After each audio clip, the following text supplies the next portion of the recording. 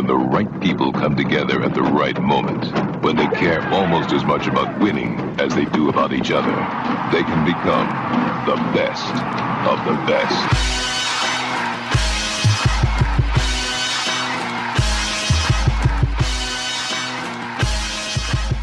Welcome to the best soccer show, the best soccer show in the whole world.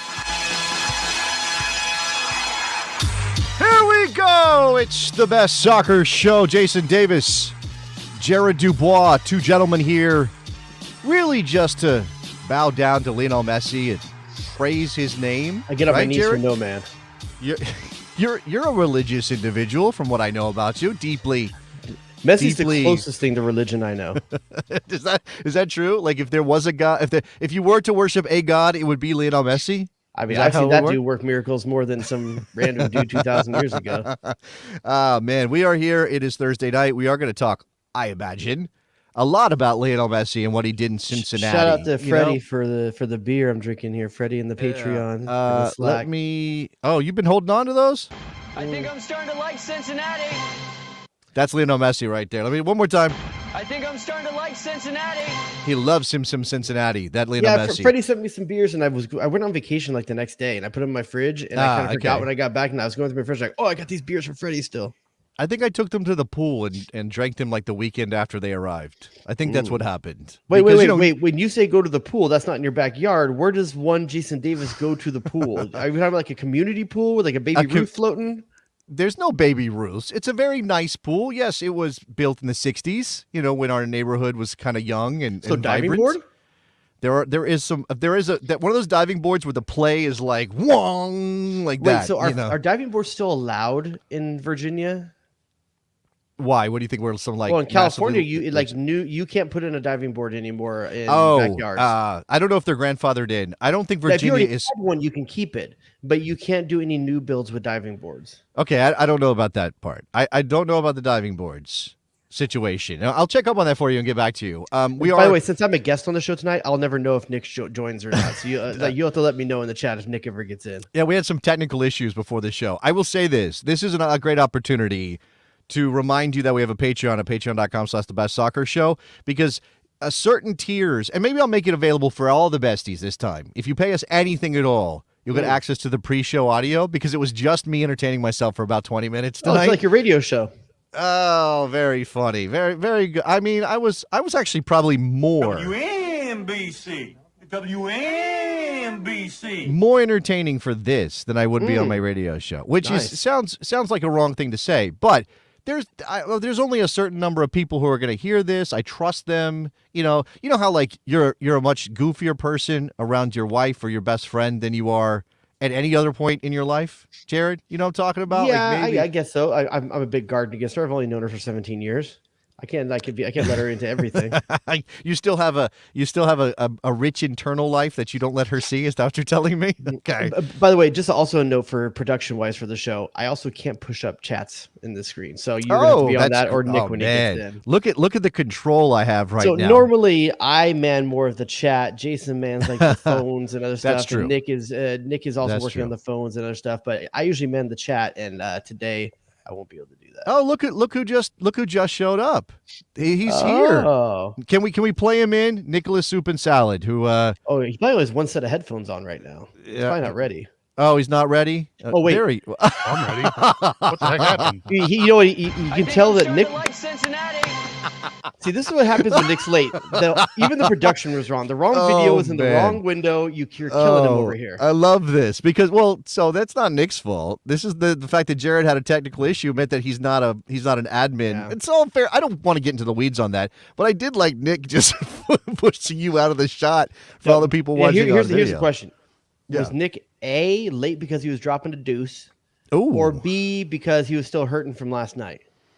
Oh man, I don't think it's either of those things. Okay. I think it's none of the above. I think it's I'm gonna guess some sort of family. He's such a great dad, that Nick Superling, that I think it's all about being a dad. What was going on there, Nick?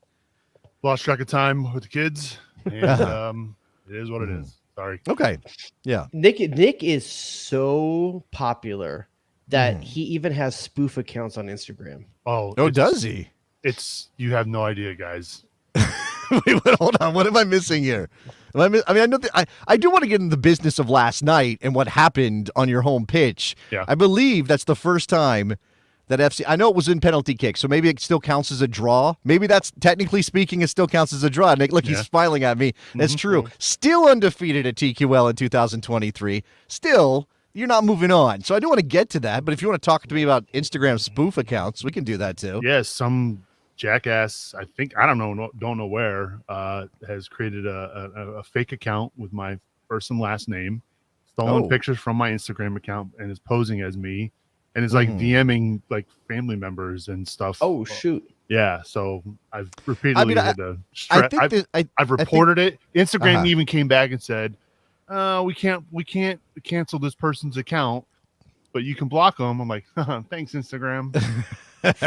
That's technically Mark Zuckerberg and Meta that you've got to take that up with. Yeah. So I don't want to get it. Okay, I think we all of us have dealt with nonsense. This is why you get the blue check mark. You pay the $30, and Nick, again, Jared and I are going to talk about it. You know, I'm worshiping at the altar of Lionel Messi. Jared is not yet converted because he's so much of an atheist, but I think he's willing to listen to me preach a bit.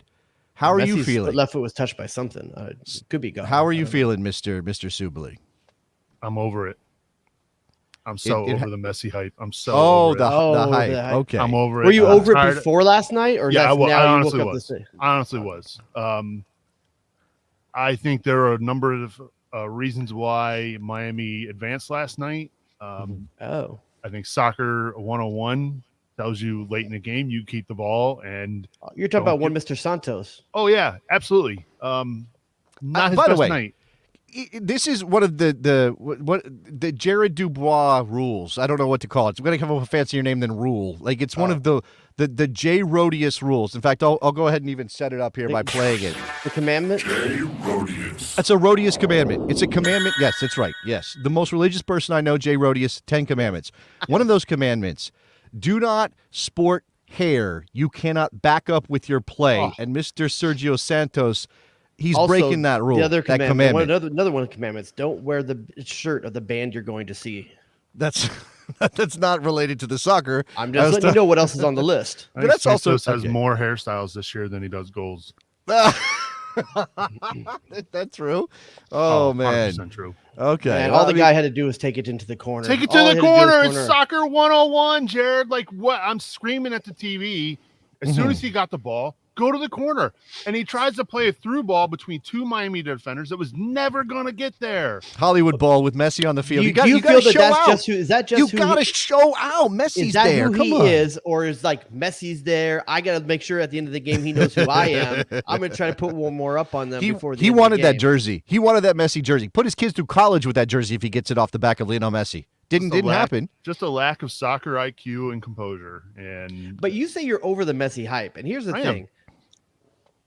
How is it hype? It's very rare. Okay, it's very rare that something actually lives up to the hype. Right. And it's hard to say, even as someone who would live through the Beckham years and me, who was like the hype was way bigger than he actually was on the field in any way. Messi's like actually backing it up. It's not hype. I don't disagree. The definition of hype is when there's way more attention, way more interest, way more talk than is actually justified by whatever the thing is, right? Like a TV show everybody talks about and you watch it and like, wait, this is what everybody's excited about? Like Messi is there's no living up to the hype. You can't have he's doing everything he's supposed to do. He's winning games for Inter Miami. Yeah. You know, I don't think Nick you're running at least 15 minutes a game. He's scoring every 56 minutes.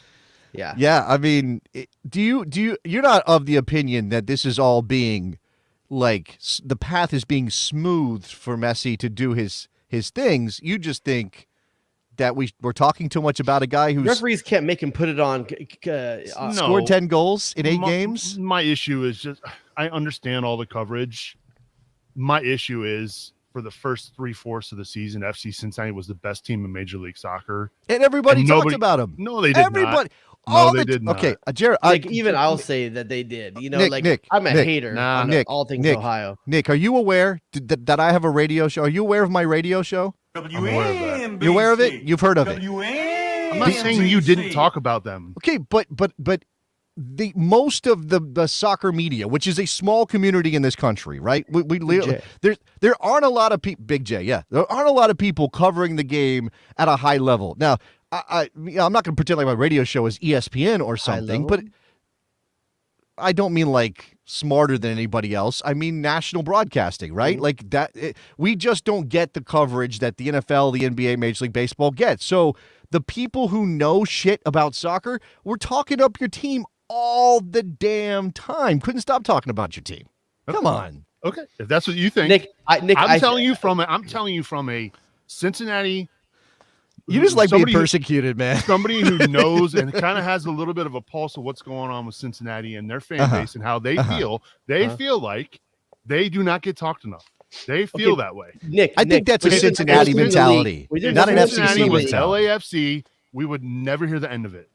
We would never hear the end of it. Oh, you're not flashy like LAFC. That's for sure. You're not flashy. But I think there's a mentality there too. It's like, how do you keep your team engaged and on hungry for more?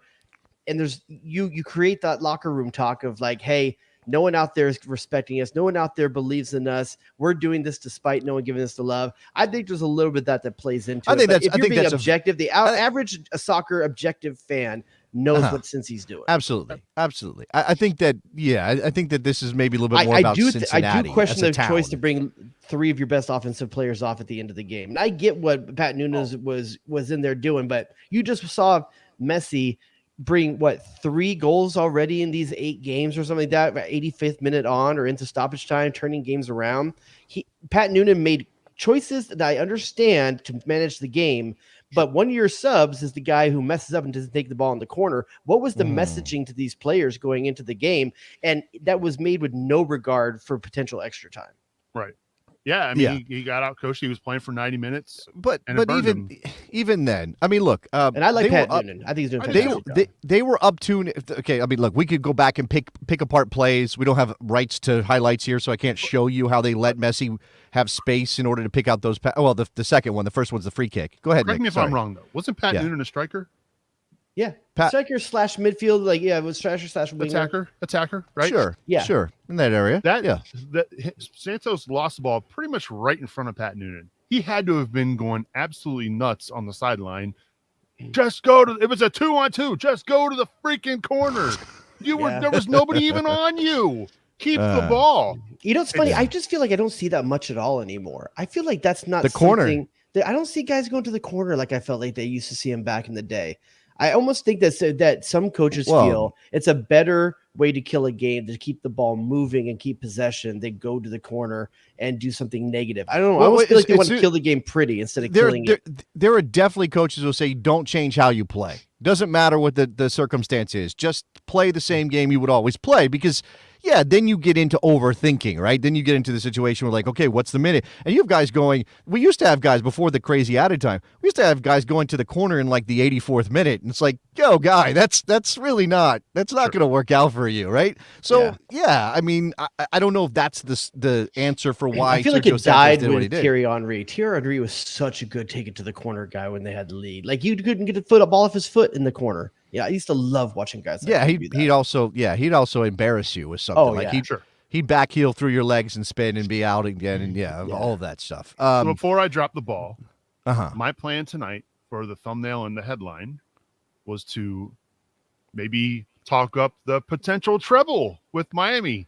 I genuinely believe they're going to make the playoffs. And I genuinely believe they're winning MLS Cup. I think they're going to win the Open Cup. That's a lot. That's a lot to hope. That's a lot to hope, man. I have no doubts now. I want to unpack this a little bit. First of all, let me apologize for stepping on Nick's territory. Nick is usually our thumbnail guy. I dropped the ball. That's all me. I'll okay. Well, I did it last night. I did it at the final whistle last night. I went on the website to make the thumbnail, and I made the thumbnail sit next to my wife on my phone. Yeah. And she's like, "What are you doing?" I'm like, "I'm just jumping on this Messi thing because, damn it." And I picked Messi Savage's Cincy because it's got some alliteration. You're right. I went with Survive Cincy the first, and I was like, "Nah, come on, he didn't survive Cincy. He's Savage Cincy." Took our soul. In terms of the treble, the possibility, it's out there.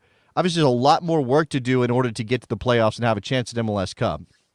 But are you saying this, again, I want to make sure, are you saying this because you think that Major League Soccer will somehow clear the path and part the Red Sea, if we're staying on this religious theme, and let him walk to a championship?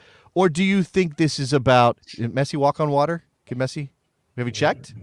I don't think this is shoot on water? They are just going to be that good in getting to the playoffs and in the playoffs. Here's the thing I'll say about what Miami has in their favor. They have 3 games in hand on most of the teams that are out there. They've only played 22 on the season. The teams above them, Toronto has played 25, New York 25, Charlotte 23, New York 24, and DC 25. So the teams they have to get a much. They have a potential for a 9-point swing right there. And who doesn't believe at this point they can't get a 9-point swing against the 5 worst teams? Well, okay, but it's also about starting on even ground. I would say maybe it makes that job a bit harder, but they're coming into this back half with a lot of momentum. Nick, are you considering are you even thinking about the schedule, or are you just making this this grand proclamation because you just see Messi and Busquets and Alba and all those guys being unstoppable? They just walked through Leagues Cup. They knocked off a very good Nashville team. They just knocked off Cincinnati in the Open Cup. They can play and beat anybody in the league, in my opinion, right now. Okay, but let's look at this. Let's look at this analytically real quick, just to make sure that we're doing this justice, right? So it's Red Bulls on Saturday, right? And some people will listen to this after that game. Well, first of all, there is real reason to believe that Messi will not start that game. That if he plays, it'll be the last 20 minutes. Every game and most, if not all, the minutes of every game he's been in since he got here. At some point, he has to be rested, right? Dude's what, 36? Yeah. He's 30. Let's not make 36 old. Yeah, he's 36. Yeah, I'm just kidding. He's 36. 36, man. Like, it's a lot, dude. And same thing with Busquets. Maybe they give him a half off. He comes on in the second half. Maybe. I mean, maybe they get up so many goals that they can't. It might depend on the scoreline at halftime. If Miami's up 3-0 somehow without Messi on the field, you don't play Messi. But obviously, if they're chasing the game, because again, you cannot take any of these games for granted. You can't pass on an opportunity to get points. Now, away to the Red Bulls is not an easy 3 points or an easy point for that matter for a team like Miami. But the Red Bulls aren't great, right? They're going through a disastrous year, so you would think. So I'm going to do this. I'll go through the schedule. Red Bulls on Saturday. They play Nashville in Miami in Fort Lauderdale the following Wednesday. So that's August 30th. The following Sunday, they go to Los Angeles and play LAFC, right? Just think about that one. 6 days later, it's Sporting Kansas City in Fort Lauderdale. 7 days later, a week later, it's Atlanta United in Atlanta. Then they go back home 4 days later, September 20th, and host Toronto. Then they finish, then it's Orlando City in Orlando on September 24th. So these games are coming. What's the Open's Cup final game? That's the 27th. That's 3 days after the Orlando game, right? So you have to make prioritizing that one before that. You have to make a choice, and you're in Orlando, and Orlando's going to be chasing a playoff spot at that point too. They're in the playoffs. What, they're 4th or 5th in the Eastern Conference? Yeah, they're 4th. They'll have after the Open Cup final on September 27th. 3 days later, hosting NYCFC. Then it's October 4th. To be a playoff contention game. Like NYCFC might be vying to try to get to the line. Yeah, I actually might see NYCFC being faded and gone by that point, but we'll see. Chicago, October 4th. Cincinnati in Fort Lauderdale, October 7th. Where is the Open Cup final? It's in Fort Lauderdale. Miami. It's in Fort Lauderdale? Yeah, okay. Yeah. And then they finish out with Charlotte on October 21st, which is That's a 2 week break. Question for you guys. Let's put two. We'll make this a pick your poison. I'd like you both to answer if possible. Ooh, okay, let's do that. Oh, and by the way, I'm sorry, real quick, because it's worth pointing out too. Jason is right that there are some Argentina international games in there too that Messi will probably be involved in. Go ahead, Jared. You have $500 of your own money that you need to put down on one of two bets. Okay. Are you betting for Miami to overcome a 14-point deficit and make the playoffs? Mm-hmm. Or are you putting your $500 down on the LA Galaxy making up a 9-point deficit and making the playoffs? Oh, Miami. I don't think. Yeah, it's Miami. It's kind of close. It's six. There's 5 more points or 6 more points. They have the greatest soccer player of all time on their team. But they also, you just heard that congestion that they're going to do, and he's got to rest. Yeah, I don't know. Wow. Okay. I mean, look. They don't need – how many games left is that, Jared? You said 22, so that's 12 games left, right? Yeah, Galaxy has anywhere from 2 to 3 games on the above them. How many games have the Galaxy played? 22. Okay, so both teams have played 22 games. So they have I think 12. Miami was 22. Yeah, both 22. And 12 Miami's games sitting up. on 18. Galaxy sitting on 22. 12 games to make up 14 points for Miami, and 12 games to make up 9 points for the Galaxy. But also right? play a cup final in there. Oh, you sure? Play a cup final, and Lionel Messi going That's off a to play for distraction. Argentina. No, it's all they're all that. It is certainly tough, but you don't have to win 12 games to make the playoffs if you're Miami. If you win 6 of those games, draw a couple others, you're going to be fine. I'm not saying that that's easy. 6 games out of 12 is still very difficult. The reason I picked the Galaxy, not just because it's my team, but it's another team that made significant acquisitions in this last window that went after certain parts of their team that they needed reinforcements on. The team hasn't been able to add anyone for 6 months.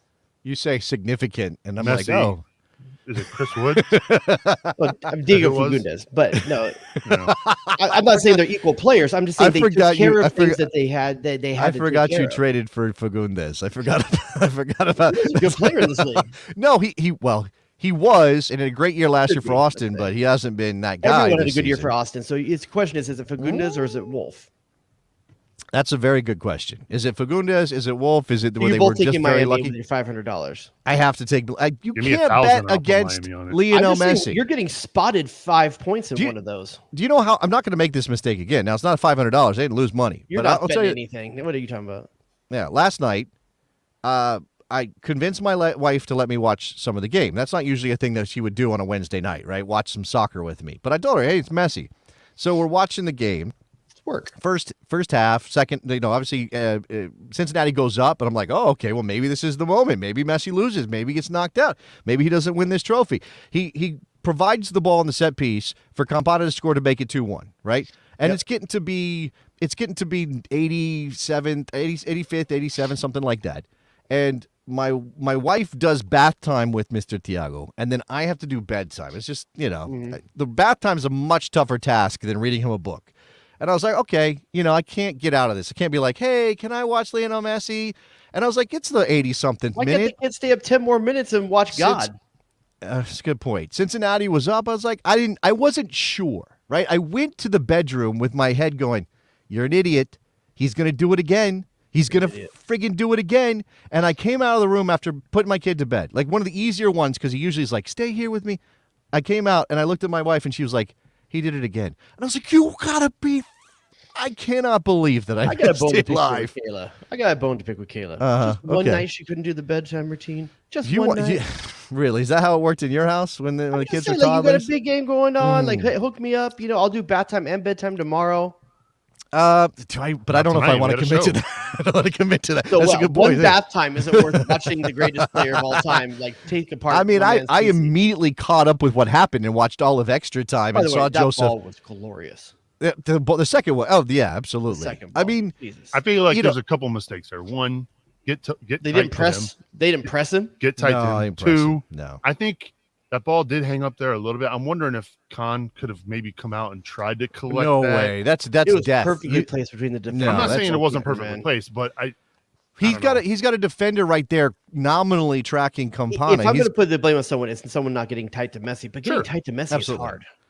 That's true, right? Because he will embarrass you, and then you've opened up more space for him, right? Yeah, keeping him in front of you, 45 yards from goal, Honestly, whatever that if you're a is. player, would you rather give him a cross from 35 yards away, Or let him burn beat you, you on the dribble to going towards the box, Right. And And maybe he- you get a foul that's like just outside the box where he's buried him. How many times? Not only does he win fouls and hit those free kicks, although he didn't take his that one was chance. 30, dude. It was on frame. Oh, no, it was long. It was long.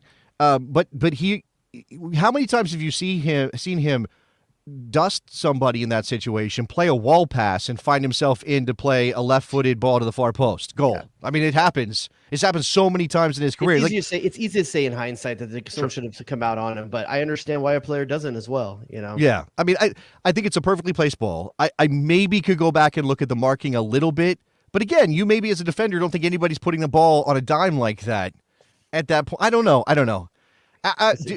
Remember for me. Who has got Campana in that situation? It was because Alvis I know Powell.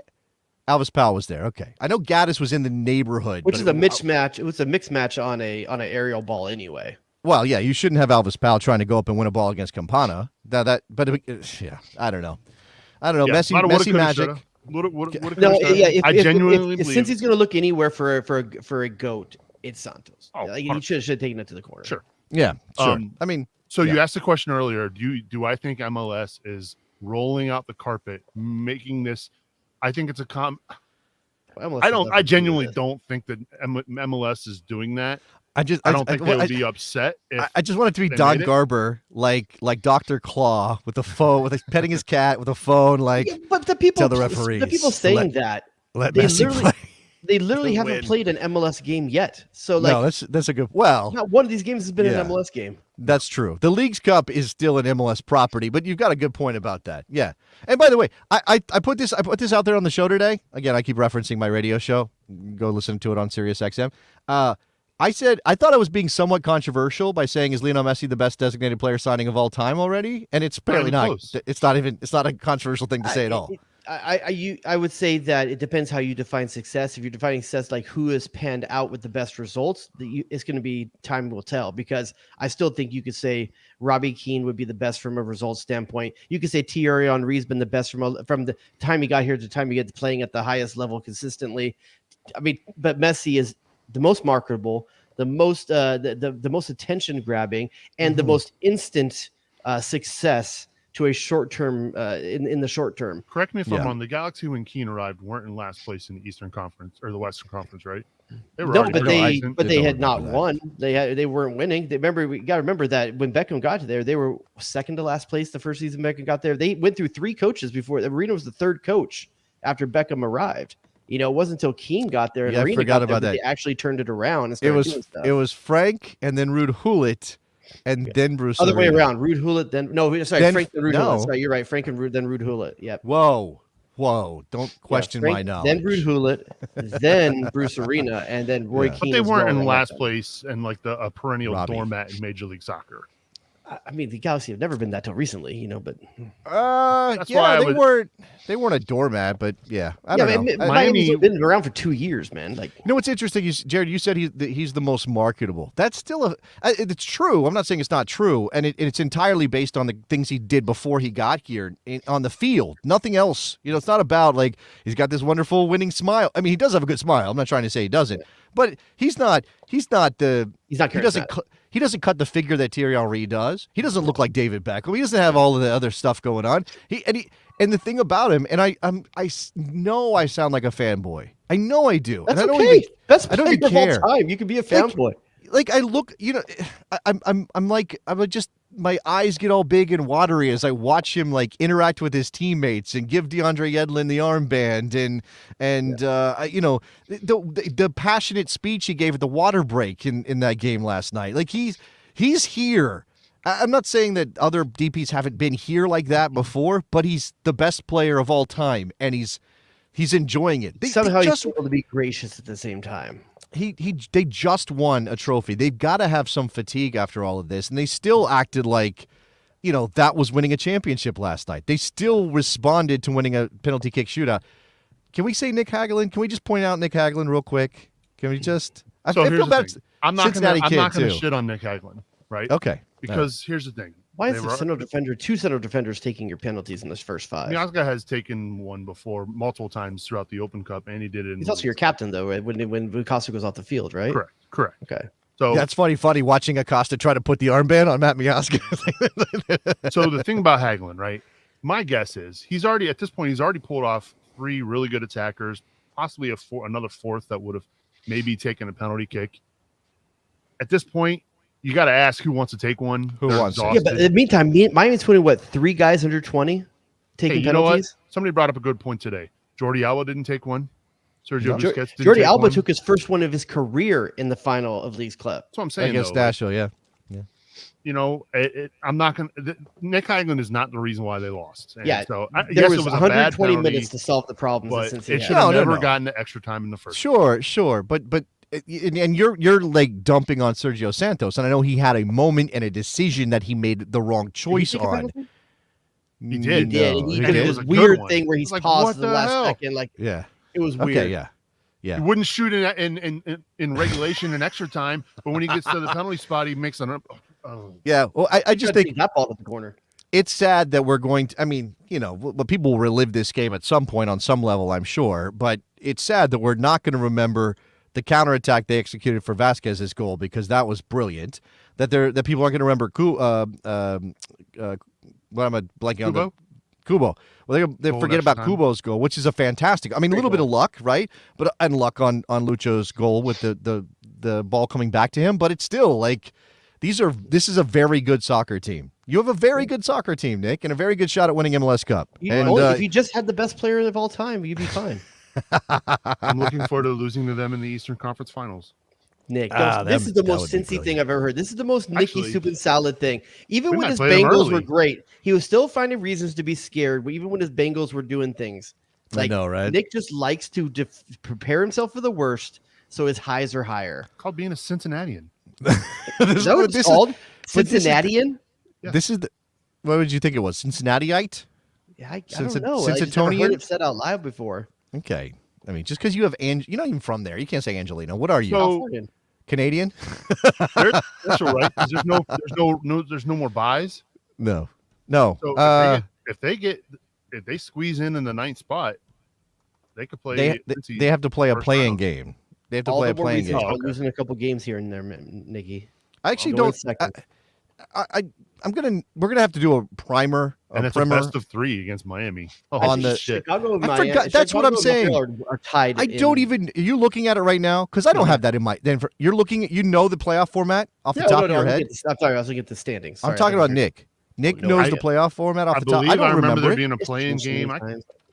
But I know that the first round is best of 3. Yeah, best of 3. So weird. And then after that, it's a one game knockout. Good Lord, Apple wants games so bad. I forgot that they did. This is one of the main reasons why the MLS Cup means less and less every year. Because no one understands what any MLS Cup took to win it. I know. Wild card match is October 25th, 26th. Round 1, best of 3 from the 28th to November 12th. Best of 3. So 9 versus 8 is the wild card game. Is that right? Yes. 8 versus 9. Yeah.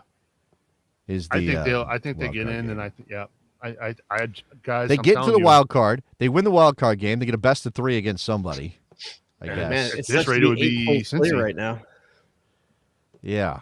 It would be Cincy in that best of 3 because if Cincy finishes the top and they win, that's right. Wow, you're gonna have nightmares about what's the bird? The herons? You're gonna have a nightmare about herons attacking you. Storks? They're not storks. The herons. They're not flamingos. Storks. All right. Like I said, I would put $500 of my own money on them winning the treble. Honestly, I tried to actually go place a bet on them winning MLS Cup last night, and I couldn't even do it on the sports book. It was locked. So interesting. What is MLS? Okay. Nicholas Soup and Salad.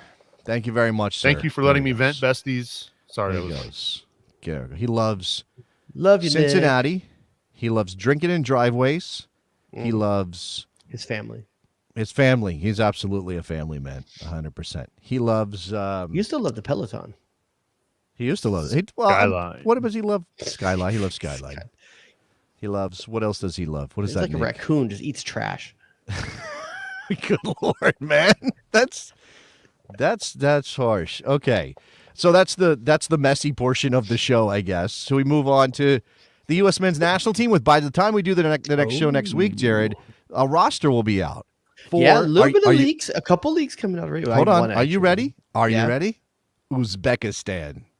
You excited? Do you think, ready? Before we get to actually talk actual roster, do you think the level of competition means Berhalter doesn't bring some of the elite players in? Ooh, that is an interesting question. Guys that are just getting to new teams, guys that are just almost all of the main players in the U.S. men's national team changed clubs over the offseason. It's an international window, and I get some of these guys just got to their clubs, but come on. I mean, I guess if you're talking about guys that are in the 23-man roster for the U.S. men's national team but aren't getting regular minutes with their club, maybe you leave them behind. I think you can be strategic with that.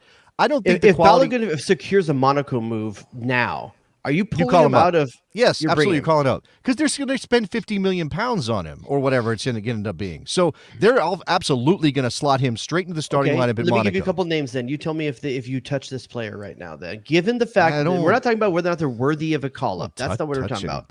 We're just talking about if you touch this guy and bring him overseas. You got to stop saying that word. You got to stop saying that word. Okay, go ahead. All right. Let's go with Brendan Aronson. Yeah, I think you call up Brendan Aronson. Yes. Brendan Aaronson's got the wheel. He's got the Weston McKennie. Yeah, I mean, look, I understand. Might be the only minutes he's going to get. I know that he's not. Well, he did play in Juve's first game of the season. Yeah, he came. Paul Pogba didn't get off the bench. Weston McKennie got off the bench. I mean, I know that means a whole lot with Pogba's whole career arc, but still, he did.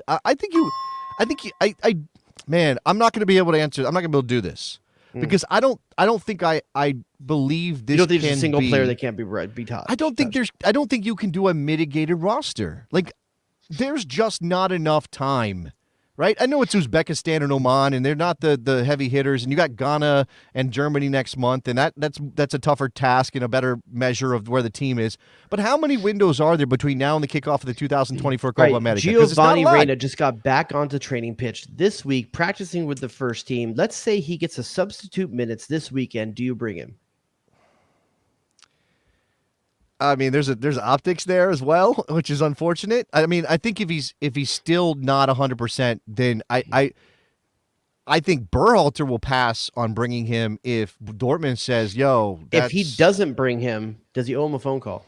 Yeah, absolutely, 100%. Well, yeah, but a phone call. I understand Berhalter wanting to have this conversation. By the way, that's not going to happen. I don't think that's going to happen. I don't think Gio's going to be in a game day squad this weekend. I don't think he's going to be ready. I think this is a problem that doesn't exist. But let's imagine that Gio was healthy enough and made a 15-minute appearance or something in the Bundesliga this weekend. I think Berhalter is in contact with Dortmund, and he's like, so, how's Gio? What do you think? And they're like, we don't want to put him on a plane. We don't need him playing in Uzbekistan. No, thank you. Well, let's just remember, there's a Germany fixture in Europe, not too far away. I believe it's in Europe, right? The Germany fixture? No, it's here? None of these games All are right, but listen, there's Europe. a Germany fixture close by. Maybe that's the game you bring the big guns for, and this is more of look, again, I understand that I don't. Was there a Gio update on the injury? I actually don't know. I believe Tesic or whatever his name is. I think he said that he was back training with the first team. Okay, week. So it's training, but that doesn't necessarily mean he's going to be dressed. I was taking a leap with that. My fault. Well, I don't like this kicking the can down the road. Oh, we got a better test Germany I think that's this game in Connecticut. Germany and East Hartford. Let's wait to get our big guns together and do that then. No, because you don't have enough time to feel comfortable about this group after look, I don't know. The Nations League Gold Cup split, fine. We don't have enough time. We got 3 years. There's no qualifying. I'm talking about Copa America next year, man. I'm talking about less than a year from now. Right? Less than a year from now, you need to have your team ready to show off, to show out on home soil against Brazil and Argentina and Uruguay and Colombia and everybody. You have to forgive me that I don't think maybe the coach should take this window seriously when the federation didn't take this seriously by the teams that they lined up for it. Yeah, I think the Fed dropped the ball in waiting too long to try to find opponents for this window. I can't remember what the story was behind that. It's obviously not great. But I don't think, no matter who your opponent is, if you're Berhalter, you can be like, yeah, whatever. They're the 112th ranked team in the world. It's a lose-lose situation, though, because if you don't beat the pants off these two teams, it doesn't look good. And if you only win by a few goals, 2-0, 3-0, that doesn't look good either. Or you could potentially risk injury or something like that, fatigue on the players, the travel. Players risk injury every time they step on a soccer field, training or game. It doesn't matter. So I don't want to put these guys behind glass until we're playing a team that counts. But I also don't want to leverage them against competition that's not worthy of the risk. But why do you say what that? What learn these two games? They're all friendlies. None of them mean anything. It doesn't matter. Germany, Ghana, Uzbekistan, Oman, you don't learn more about your team playing against Germany. Yes, of course you do. But you only have so many like actual games, whatever they are, friendlies or not, before you step on the field at Copa America. This is to me, it's idiotic to go, well, that game we'll treat as serious and that one we won't. And this camp will call in half the guys that matter, and then next camp will call in all of them. Pick your best team.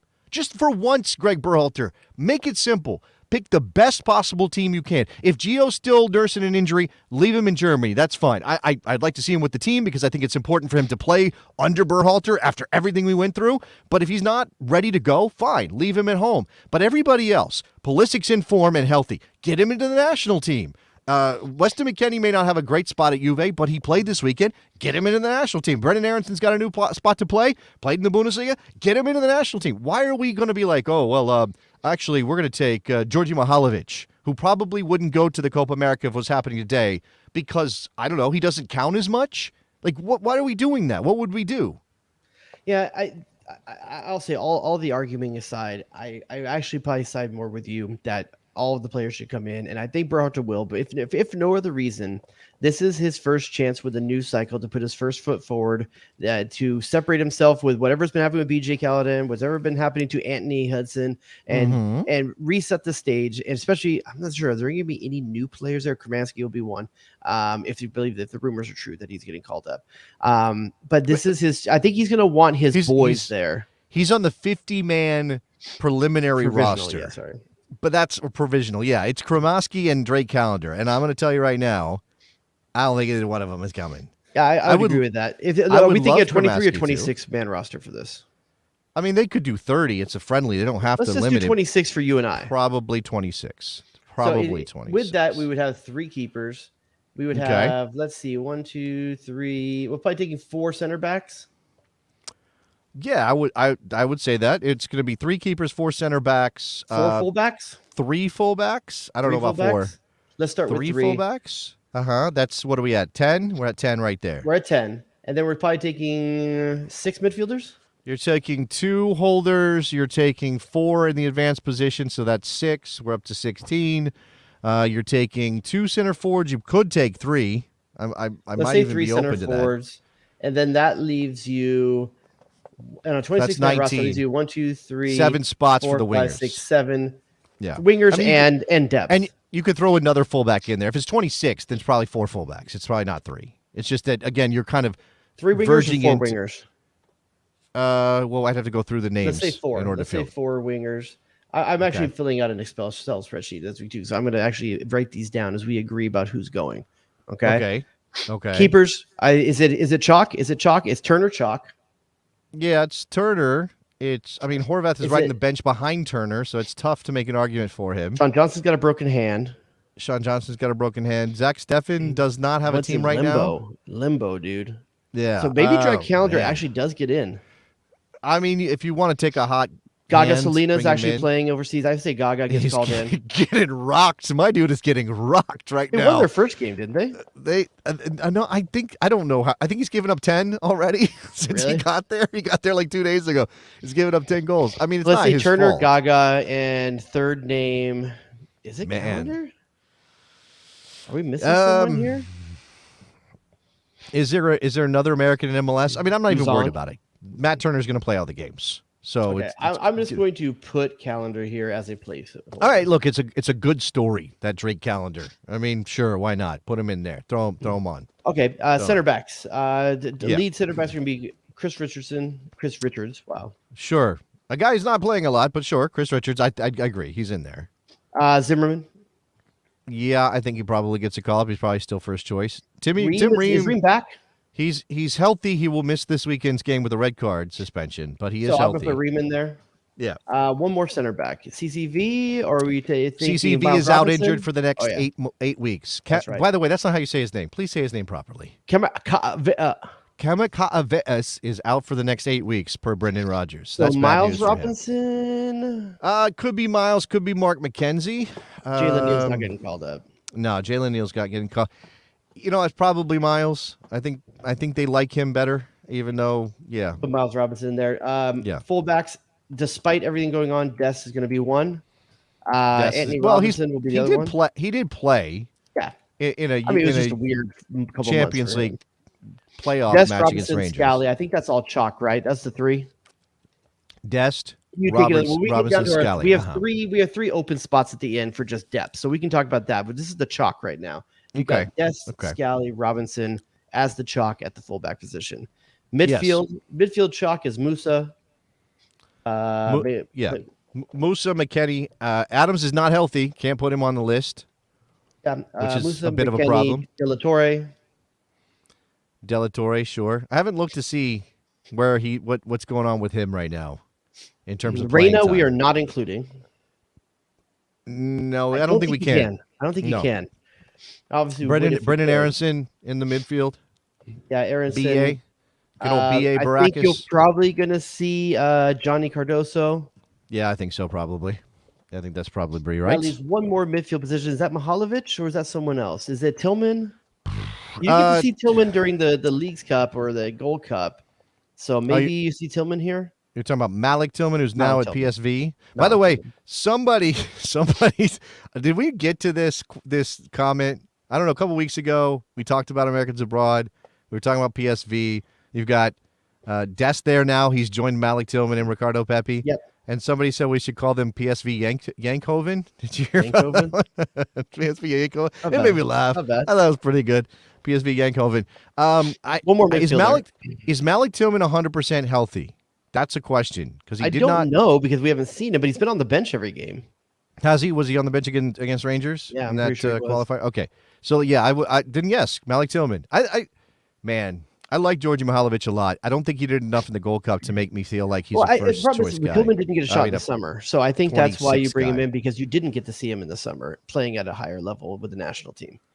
Okay, sure. I think he got hurt down the stretch, right? Didn't he get hurt right one of the last games of the season? Yeah, he got hurt. He got hurt at the end of the. All right, three strikers. Here's where the fun starts. Balogun, Pepi. I know he's not playing a ton, but I'm putting Pepi in there anyway. Oh, for sure. Uh-huh. And then who do we have as the third option? The options are Haji Wright, who just got to move to the championship. You have Brandon Vasquez, showed well, scored last night. Did he score last night? He did, yeah. Very nice goal. Yeah. But it's not been the same player he was last year for Cincinnati. No, but he's still good. He's still a good player. And he's going to probably be in Europe next year. I think he's a good player. You have Jesus Ferreira as an option. I think the chat is right. I think it's Josh Sargent, and I don't think it's particularly close right now. He started off strong this season, and you got to see a lot of Ferreira at the Gold Cup. I agree with you. I think Balogun, Pepi, Sargent, and for your wingers up front, you have Pulisic. You've got, I guess we're calling Weah a winger still, right? Oh yeah, he's still a winger for us. He might not play all that much winger for Juve. Pulisic, Weah, and with a couple key players like Reina out. I mean, there is a few other options to maybe take some chances here. Does Taylor Booth get another shot here? Ooh. Is Taylor Booth? Man, I don't know. I'm not sold on that. And let's not forget, Tillman could play this position as well. Like we could flip flop a midfielder over there. Are we so cold now on Alex Zendejas because of the Gold Cup that we can't imagine him getting an opportunity here? Well, here's the thing. Berhalter probably wants to evaluate that for himself. So I think maybe he does bring Zendejas in here. Let's put Zendejas in here. Let's come up with a better name. And how would you rate Kevin Paredes? Is an interesting name in the chat. I don't think he's getting a call. I think Taylor Booth is hurt. I think he's actually out right now. Oh, is he? Okay. Yeah, he has an issue. The MLS names, Areola, who didn't go to the World Cup. He's healthy again. Cade Cowell, who's the kid with all the talent who hasn't put it together. Cade Cowell's a good shout. I could see that. Is it Cowell or is it Areola? If it's between those two, I would prefer it be Cowell, but I don't know if that's. Is there a European name we're missing here? I just don't know if there is. I don't think there is. Obviously, Aronson could be here as well. The chat is throwing up Luca Coglioscio, who is dual national, eligible to actually multinational, USA, Canada, Nigeria. Oh, wait, is there a name Italy. we need to consider here? Did Lucha Costa's passport come through? Lucha Costa's not eligible. Okay. No, that's not a thing yet. Okay. And yeah, I mean, I know there's some talk about that. He's not a thing yet. Okay. Where are you? How many numbers? What's the number at? That's our 23. So with Cowell and Zendejas, that's our 23. There's room for 3 more names. Paxton might be an interesting name. doing things at Eintracht. I don't think he. What about Mark he McKenzie? played in their Champions League playoff match. I don't think they are. Was that Europa League? Whichever version of Europe Eintracht Frankfurt's a Conference League. I don't know. I don't think he played. Who else did you say? Mark McKenzie. Yeah, I mean, well, do you need 5 center backs? I don't think you need 5 center backs. Yeah, I guess not. I think what we're looking for is a fullback. What we're looking for is another fullback. Well, you have Weah. Yeah, I don't think he's going to play any fullback for the U.S. I'm saying if you need it, team. if you have to go that deep, you could use him if you needed to. You have Scally as a guy that can go both sides. Yeah, I don't know. I mean, Paredes can play fullback too if necessary. If you want to find a way to get Paredes in there. Paredes is a wing back. Sure. Yeah. Do you want to put Paredes in here just for fun and for the duct tape ness of that, be able to play him in multiple positions? Okay, sure. Why not? Put him in there. Yeah. I don't. It can't hurt. I mean, if you're going. By the way, John Tolkien's out there as an MLS option. If you want to go that direction, if you're not a guy who doesn't have to travel the way that a Paredes does, if you don't think Paredes is going to play any of the games, I don't know how you feel about that. Obviously, there's DeAndre Yedlin as well as a veteran, and I'm okay with saying goodbye to DeAndre as a national team. I'm okay with that as well. If I'm going to invest in someone, I would invest in Paredes or Tolkien. I would say, do you bring a Haji Wright just as another option, another striker? We have 3 right now on the list. We have 3. I would think, if anything, maybe bring another midfielder, maybe a defensive midfielder. Oh, wait, we didn't talk about Kellen Acosta. Did we even get to defensive midfield? Who do we say? Yeah, we brought Johnny. Oh, Eunice. Eunice would play and there. Johnny. What about Kellen Acosta? Johnny We didn't talk about Kellen Acosta. Man, I don't have a vibe on where Acosta is in the mix. I think, obviously, he's kind of a trusted veteran type guy, but he didn't, the timing, I guess, was bad for him to be participating this summer. I'd be okay if you didn't call him. If it was my team, I think I might leave him out. Johnny Cardoso over Kellen Acosta. Man, yeah, I think so. I mean, I don't know. I don't think there's a lot between those players. One spot left. Do you want to put Paxton Aronson in? If you don't have him on the list already, yes, put Paxton in there. Yeah, put him on there. So the best soccer show 23-man roster. Okay. 26-man roster. 26-man roster. Yeah, looking forward, not backwards. That's one of the things. Like with our three like spots at the end, we chose to look forward, not backward. Okay? Sure. Yeah, these are developmental positions. Yeah, we've got Turner, Gaga, and Callender in the pipes. We have Richards, Zimmerman, Ream. I'm not gonna do that for every player. And Miles Robinson. How about I'll list them all and you can do one ding. For the fullbacks, we have Dest, Anthony Robinson, and Scally. Oh, you're doing position group dings. Okay, got it. Okay. I'm doing for midfield. We have Musa, McKennie, Delatorre, Aronson, Johnny, and Tillman. Johnny, she said. Wingers, we have Christian Pulisic, Weah, Cowell, and Zendejas. Zendejas is a dicey pick. That's a dicey pick. But I mean, with Reyna out, obviously, I would say you maybe are playing Brendan Aronson up front if it's for Pulisic, and you're probably playing Zendejas if it's for Weah. Yeah, that's right in terms of the sides. If you're relieving those guys, yeah. And then our 3, we'll call them wild cards. We have Paredes, Tolkien, and Paxton. Okay, so that's a wing back, a fullback, and a creative midfielder. All right. Let me just give you some names who did not make the cut. I'm not arguing for them to be on here. I'm just asking for them to be considered, I suppose. Let's see. Austin Trusty.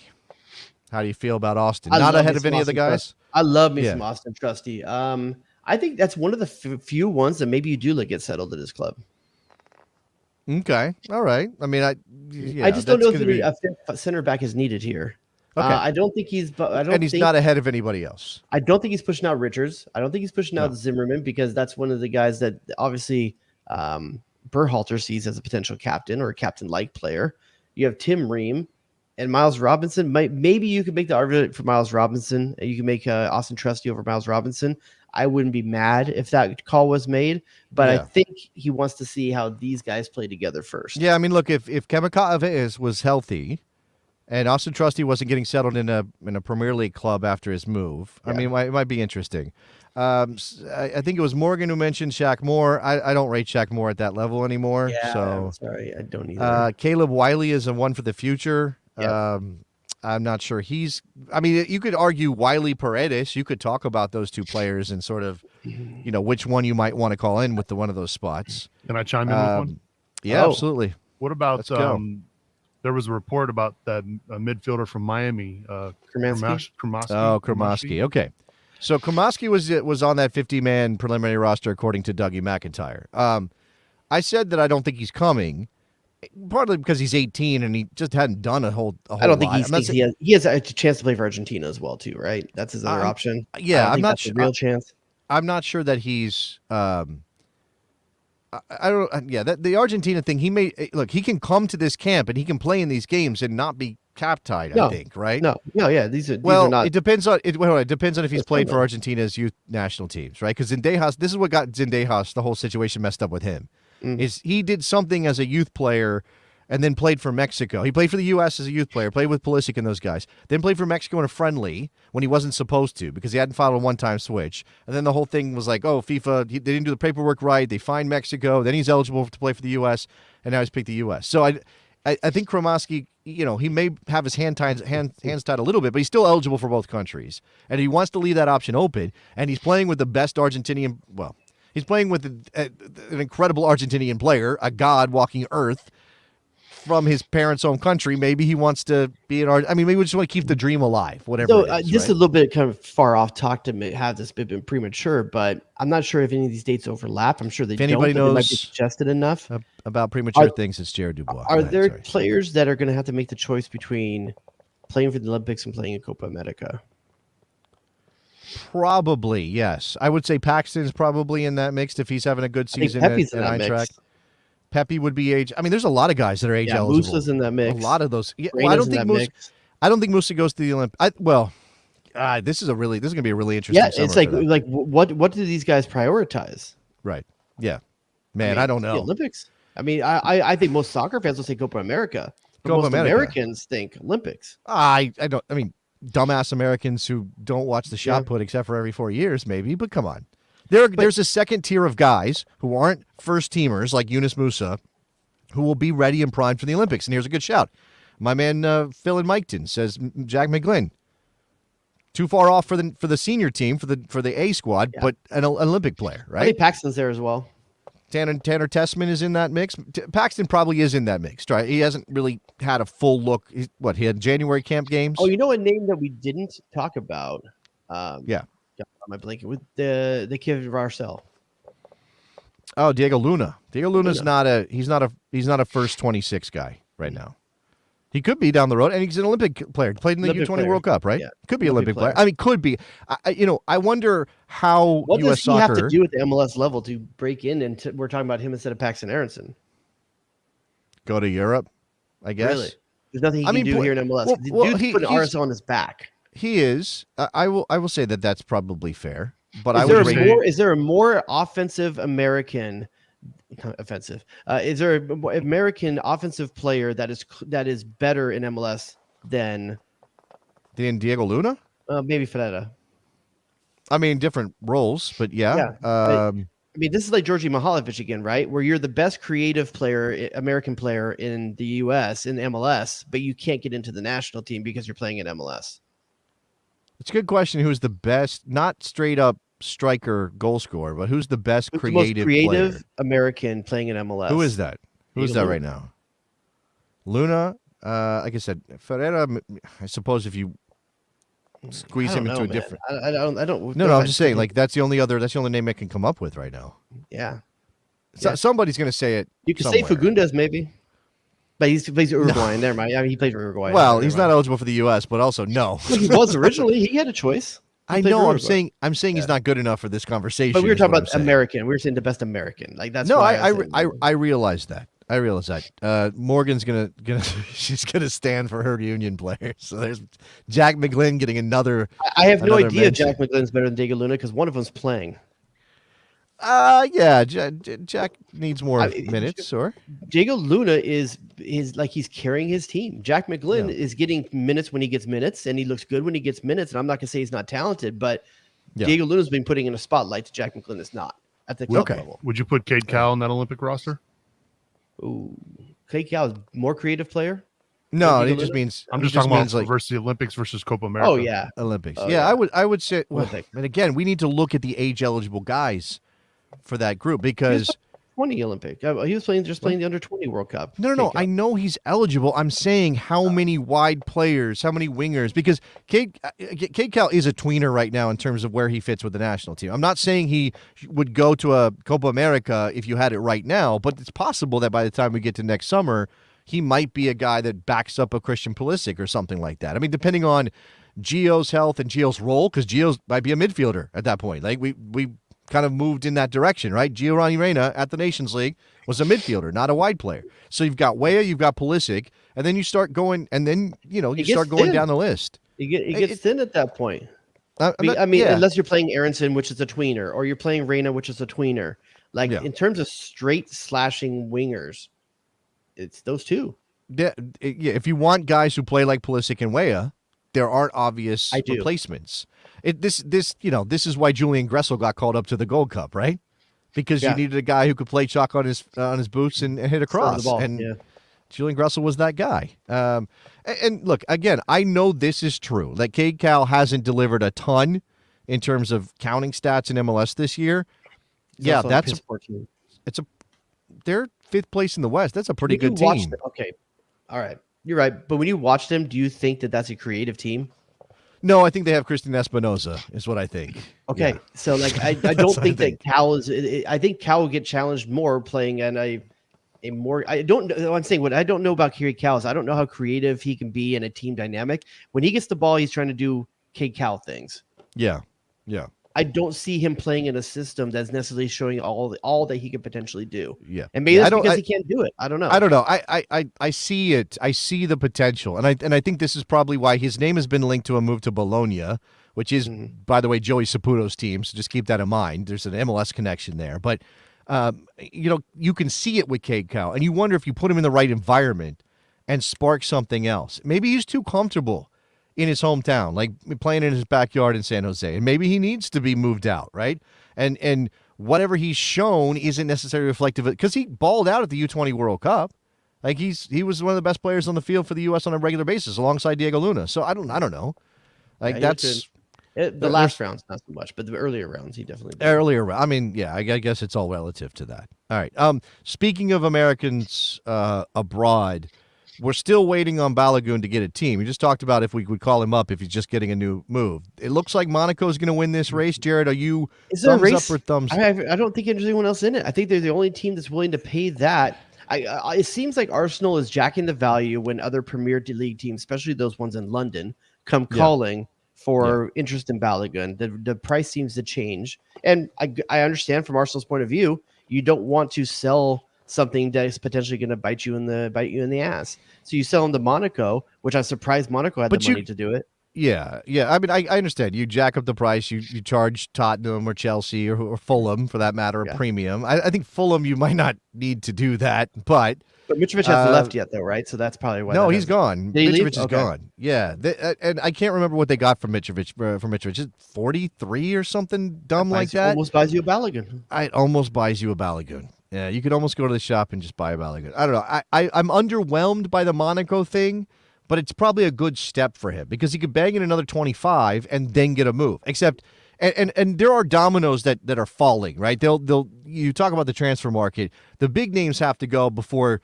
the lesser names or the newer names kind of come into play. Jonathan David is still at Lille. He's still at Lille. Nobody's come in for Jonathan David, and I think do people not rate French goals? No, I think it is the domino thing. I think that Jonathan David's just not, he wasn't one of the first 10 players on everybody's striker list, but he might be the 11th. And until you know where everybody in that top 10 is going, then why are you going to go out and spend maybe a overpriced player? Why are you going to go buy a player? But when the summer started and I told you Balogun to Monaco, would you have thought that'd be a win or a loss? I would have been very meh on it. I don't know if I would have called it a loss because it's an ambitious team. They finished sixth last year. 2 weeks ago. We were talking about Inter Milan 2 weeks ago, and I would have preferred Inter Milan. But I also would have been more worried about playing time at Milan than at Monaco. So he's going to walk into the starting lineup at Monaco. Right? Okay. I don't know. He could be playing for PSG in 2 years. if he scores goals at Monaco. I'm not saying that's speaking of new clubs. Yeah. We haven't talked about the fact that Christian Pulisic put in a banger this week. And by the way, it wasn't just that. He had an overall very good got a drop? performance. What the hell? Which one? Do you want the old You have baby one job? You have It's one not job. even the good Wonder old Boy. baby. Oh, baby. It's not even the Wonder good old Boy. baby. You want Wonder Boy? Okay. Yeah, I mean, when you score like that, you get it back. I feel like you demoted Christian Pulisic from Wonder Boy status. He demoted himself. He wasn't even playing. Okay. I don't know. Once you are named a Wonder Boy, aren't you always a Wonder Boy?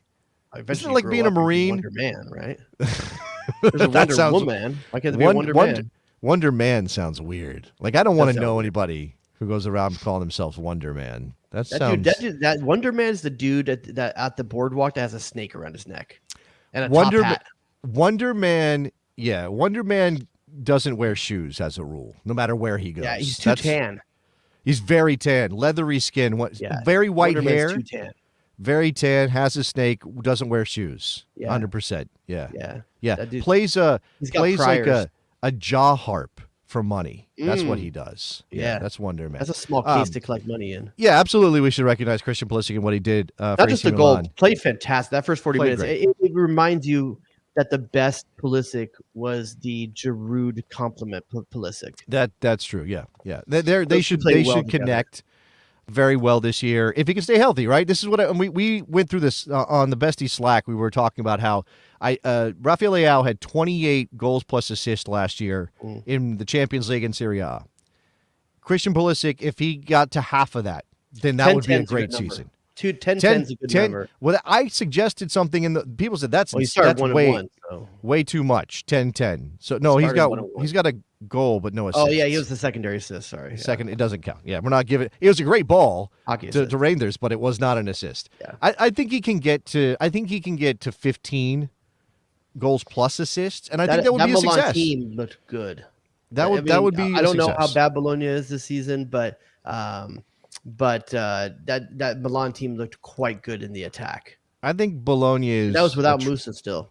a try-hard team, and they'll fight you, but they're not actually the best. And they did they put a shot off the crossbar in the first couple minutes Yeah, of but that game. also Pulisic playing in Italy, I don't feel he's going to get roughed up quite the same way he was in the EPL. I had a couple moments where I was a little concerned about him. He went on a tackle of his he put a tackle in and ended up hurting himself for a minute. Hopefully he He seems to stays have healthy. Piolo's trust, though, man. He's Yeah. taking set pieces. Piolo, excuse me.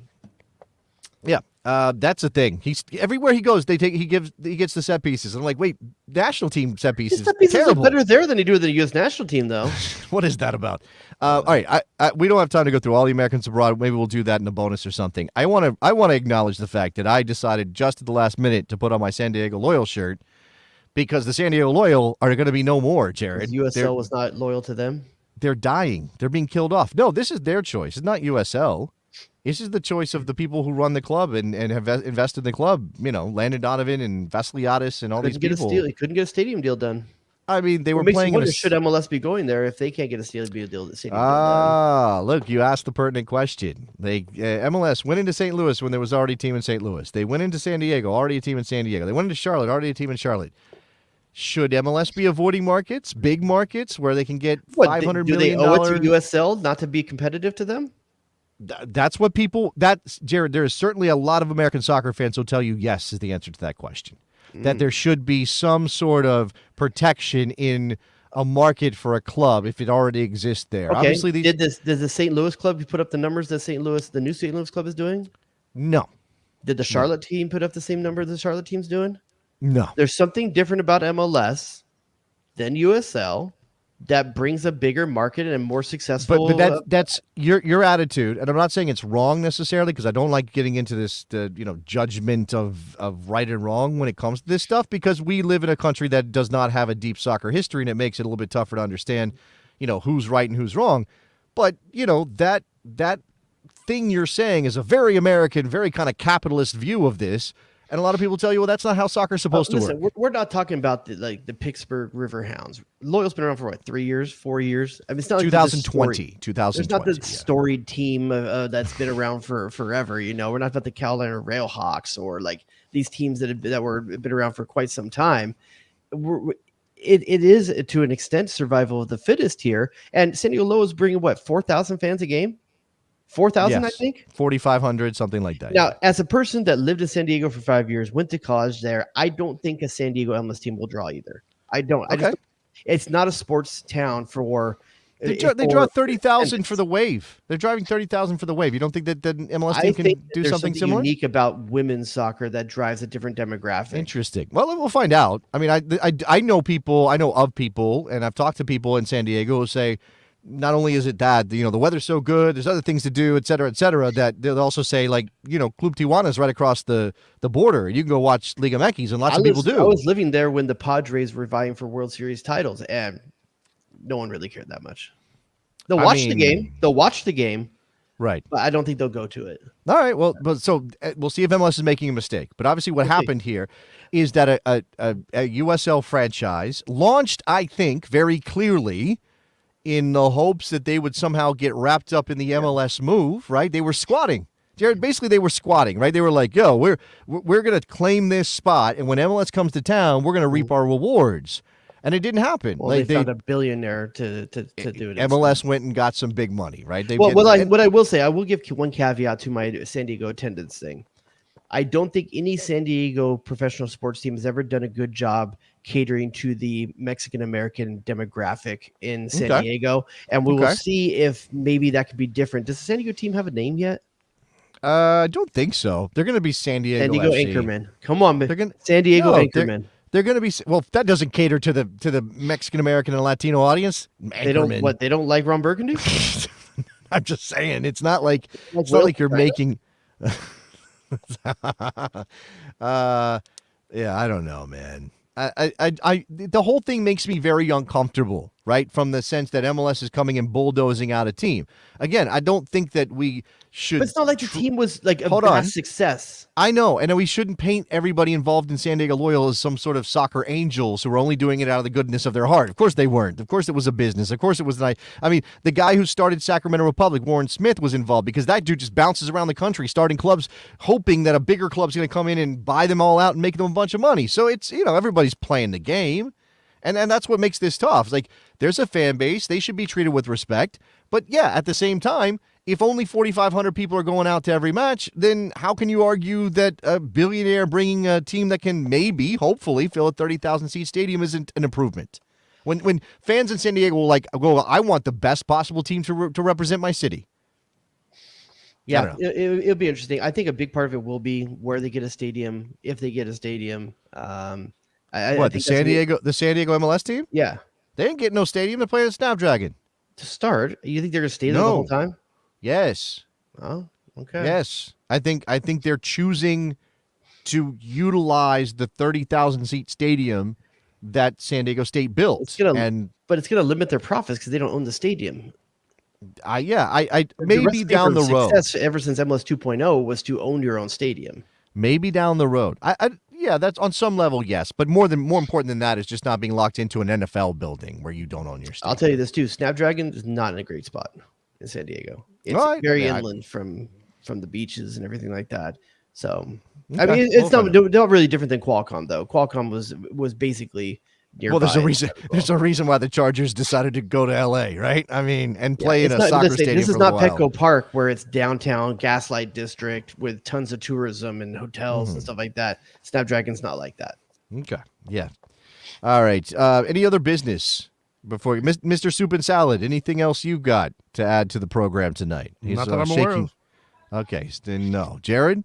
Anything else? No, check us out. Join our Patreon if you want to get the bonus shows, which we'll probably be recording one right after this. Fantastic community. If you want some like-minded people that want to talk about all the major topics of soccer every day and talk about them in a respectful, fun manner, that's what we got over there. Respectful. It's what Twitter used to be 8 to 10 years ago. Very respectful. It's awesome. It is fun. I'll also add in here a little bit of selfish business, self-promotion. One Shot on Frame is live on YouTube. It's an interview show that I started. The first episode is Hercules Gomez. Right now there are 5 parts up, and I think the last one is going up pretty shortly. You didn't pay me for this time. To promote my show? You're not going to let me? Okay, whatever. Okay, well, that's okay. I'm going to promote something after this too then. Okay, fine. I also posted, and Jared didn't know about this, I also posted half of my conversation with Hercules Gomez to our podcast feed, which people have been listening to. So if you have heard that, go to YouTube, where the show is kind of really meant to be viewed and consumed, and subscribe and like and all those things. I think I'm up to 100 subscribers in like a week. We'll put a link in the description to this as well. Put a link in the description to this too. The Anti-Underwear Society of America. You can find it on all your Googles. It would be funnier if you didn't pick something that was inherently creepy. AUSA. When you said it out loud. When you said it out loud. AUSA.com. All right, that's going to do it long, for us. We've been saddled with the chains of slavery in our pants. All right, maybe bonus show will be boxer talk or something. All right, thank you very much for listening to this episode. We'll talk to you guys next week. Bye. Oh, it's incredible! The Sausage King of Chicago. I think I'm starting to like Cincinnati.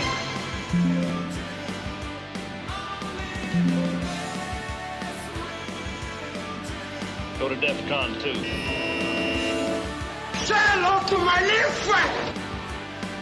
Oh, baby! Get to the chopper! Who asked those questions? Damn, dog, that's inappropriate. What are we doing? What are we doing? The horror show. Go to DEFCON 2. Michael freaking Arasco Fiscal. Jay Rodius.